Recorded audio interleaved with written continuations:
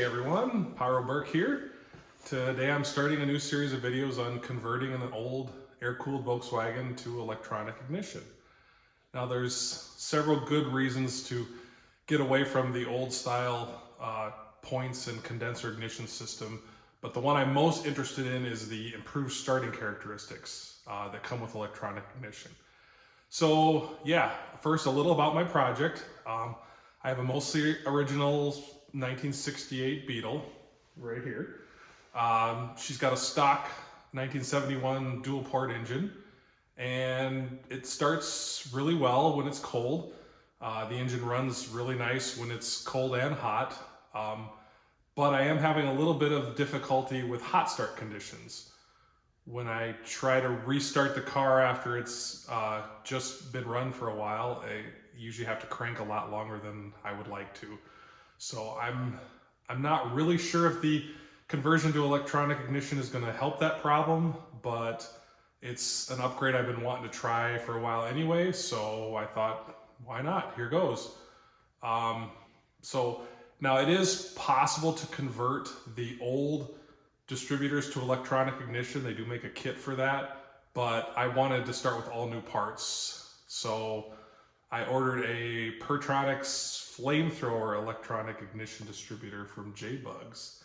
Anyway, my package showed up and I'm really excited to check out my new parts. So I thought I would do an unboxing video and see what we got. Yeah, so here goes. This is my box, my new distributor from JBugs.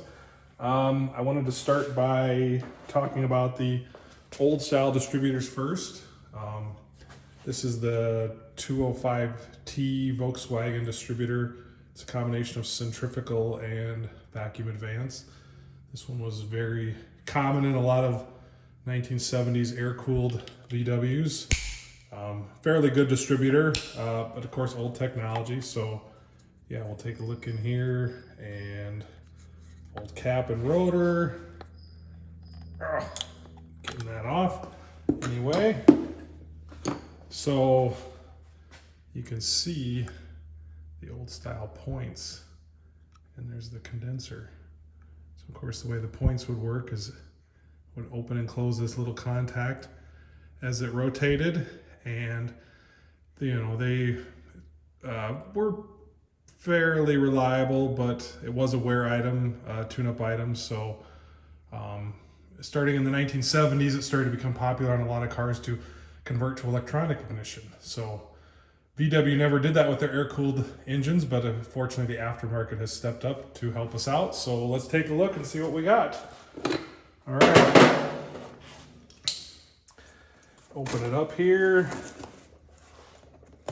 Excellent packing job. All right. So you can see we've got,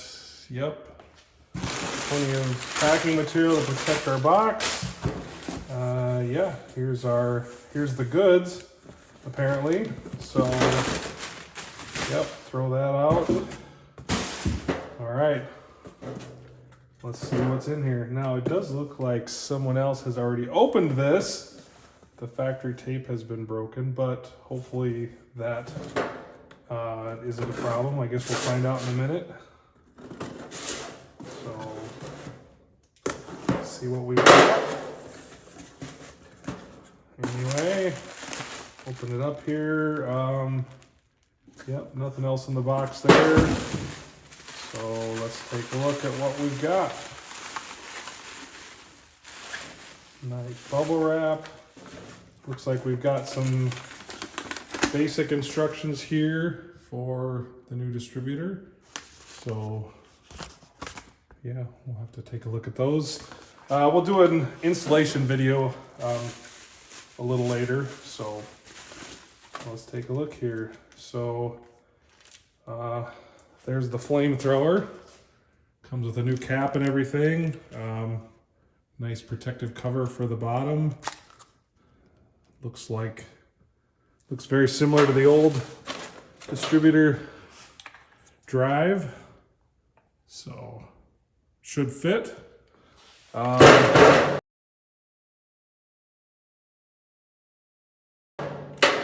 One interesting thing, these actually come with 2 wires instead of just one, like the old point style distributor did. So we'll have to figure that out.